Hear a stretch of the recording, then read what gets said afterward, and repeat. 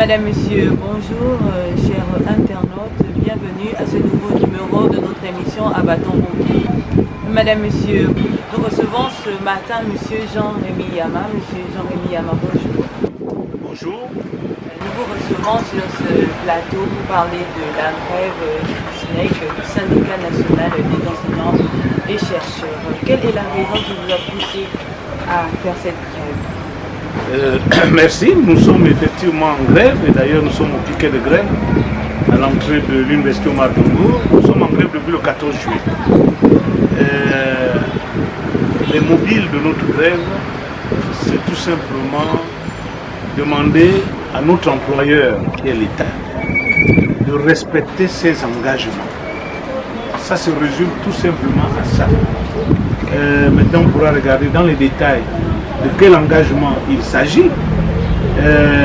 Parce que nous sommes des travailleurs, l'État est notre employeur. Il ne doit pas avoir de différence entre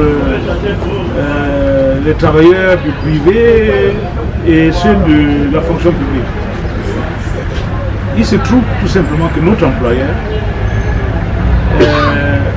ne s'occupe pas de notre plan de carrière. Notre employeur, lorsqu'on commence, ne nous donne pas l'intégralité de notre salaire. On a ce qu'on appelle, qu'on n'a jamais vu ailleurs, ce qu'on appelle le pré-salaire. C'est-à-dire pratiquement la moitié de votre salaire qu'on vous donne. C'est censé durer quelques mois seulement, en attendant que l'administration se mette en place. Eh bien, je vous assure que ces pré-salaires durent des fois 10 ans, et même au-delà. Après ces pré-salaires, nous devons dérouler notre carrière au niveau de la fonction publique. Mais l'État a figé nos carrières. C'est-à-dire que lorsque nous commençons en début de carrière, il y a de fortes chances que 30 ans après, nous sommes toujours au même niveau. Quand je dis 30 ans après, c'est-à-dire à l'âge de la retraite. Alors donc, là aussi, nous disons que ce n'est pas normal. Et lorsque nous avons fini notre carrière, que nous devons maintenant aller à la retraite, l'État pousse le bouchon encore plus loin. À l'entrée, il nous donne des pré-salaires. À la sortie, c'est-à-dire à d'aller à la retraite, il nous donne des pré-retraites. C'est-à-dire ce qui représente à peu près le tiers de ce que vous devrez normalement percevoir. Donc cette arnaque, nous disons non. L'État, en tant qu'employeur, doit respecter ses engagements. Si vous faites des reportages dans certaines sociétés que je ne voudrais pas citer, mais on vous dira que les salaires dans ces sociétés-là sont à jour. Mais aujourd'hui, l'État a des arriérés de salaire. Donc, en gros, nous revendiquons le paiement de nos arriérés de salaire, qui s'appellent les rappels.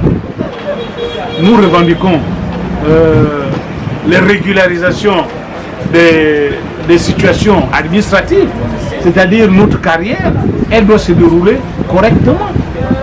Ceux qui ont droit aux avancements, ceux qui ont droit au reclassement, ceux qui ont droit aux titularisations doivent bénéficier. Nous réclamons aussi le renouvellement de nos connaissances. Vous savez que nous sommes dans le domaine de l'enseignement. Ici à l'université, sur le temple du savoir, nous devons transmettre. D'abord, nous devons produire la connaissance et nous devons transmettre la connaissance. Les gens ne voient que la grève. Mais vous savez qu'il y a tout un processus avant la grève. La grève, c'est le dernier recours. Mais il faut parler de ce qui se passe avant. Parce qu'on dépose d'abord un cahier de charges. C'est lorsque l'employeur est sourd au cahier de charges, c'est-à-dire qu'il ne veut pas négocier, qu'on dépose un préavis de grève de 8 jours francs. Et c'est lorsque l'employeur aussi est sourd et ne veut pas négocier pendant le préavis qu'on arrive à la grève. Et donc la grève, par définition, c'est de perturber le fonctionnement. Et c'est ce qui a été fait depuis le 14. Et le gouvernement a ouvert tardivement les négociations. Mais à ce niveau, lorsqu'on ouvre les négociations et que vous êtes en grève, l'ouverture des négociations ne suspend pas la grève. C'est dans la loi 18/92. Donc c'est maintenant les résultats. Effectivement, nous avons négocié avec la tutelle pendant près de 3 jours. Et nous sommes tombés d'accord, on va dire, sur un protocole d'accord. D'accord parti, mais qui devait être signé par les ministres aussi concernés, c'est-à-dire le ministre de la fonction publique et le ministre du budget. Ça fait plus de 10 jours que nous attendons la signature de ce protocole d'accord qui serait un élément essentiel pour un retour à la normale. Donc aujourd'hui, on va dire que la grève se poursuit tout simplement parce que ça fait plus de 10 jours, le gouvernement n'arrive pas à signer un protocole d'accord sur lequel nous sommes tombés d'accord avec nos tutelles, on va dire. Puisque le ministre, bien que n'étant pas là, mais ses collaborateurs étaient présents et nous sommes tombés d'accord sur les termes du protocole d'accord. Et donc nous attendons cette signature. Et tant qu'il n'y aura pas cette signature, eh bien, la grève va se poursuivre, les portails seront fermés, comme vous le voyez ici à l'Université Omar Bongo. À l'USTM, on n'a pas la possibilité d'y aller, mais là-bas aussi le portail est fermé. Si vous allez à l'ENES, c'est fermé. Si vous allez au CNRS, c'est fermé. Voilà un peu le climat actuel. Donc les négociations, on va dire, ne sont plus au stade embryonnaire. Nous attendons la signature du protocole. Pour les enseignants qui commencent, et ils ont appelé ça aussi retraite provisoire pour vos enseignants qui vont à la retraite. Et entre les deux, il y a des situations administratives, il y a les reclassements, il y a la carrière de l'enseignant qui n'est plus respectée. On ne nous permet plus de renouveler les connaissances. Vous savez que notre rôle, c'est de produire et de nous transmettre la connaissance. Mais pour qu'on nous transmette bien la connaissance, il faut qu'on se récite. Il faut qu'on ait des stages, des années sabbatiques. Mais nous n'avons plus la possibilité de faire ça. Donc, à cela aussi, ça ajoute les conditions de travail. Regardez comment vous faites. Vous ne respectez même pas les mesures barrières. Le gouvernement a mis en place des mesures barrières. Mais je vous assure qu'il y a une classe où on remet qui s'élevait à moins de 30 cm les uns des autres. Et certains étaient dehors. Ils ne pouvaient pas rentrer dans ça. Donc, pour pousser l'employeur, c'est-à-dire l'État, à nous écouter, nous sommes obligés de faire la grève. Vous savez, la grève, c'est le dernier recours. Avant la grève, on dépose d'abord ce qu'on appelle un cahier de charges à l'employeur.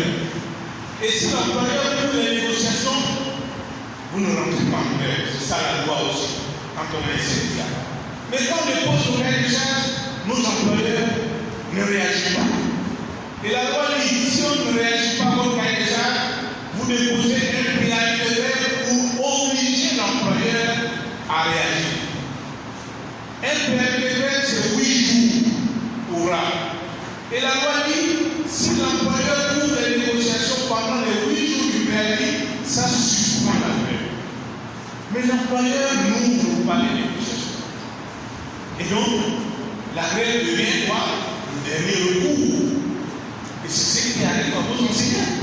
Parce que le gouvernement ne veut pas discuter. Et quand on rentre en grève, on discute. Depuis 10 jours, nous sommes tombés d'accord sur un protocole d'accord, si on peut le dire.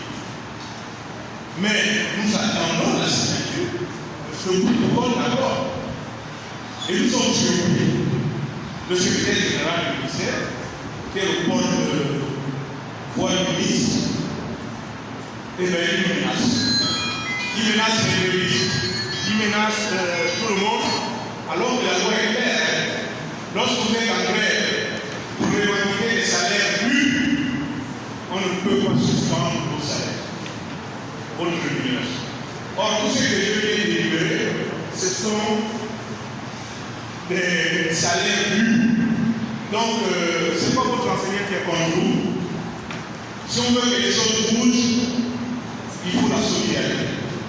Donc, on passe justement pour susciter cette solidarité pour que le gouvernement fasse bouger les lignes. Donc, vraiment désolé. Logiquement, vous devrez, pendant la période de grève, rester chez vous. Ce n'est pas la peine de dépenser le peu d'argent de taxi que vous avez. Vous venez ici.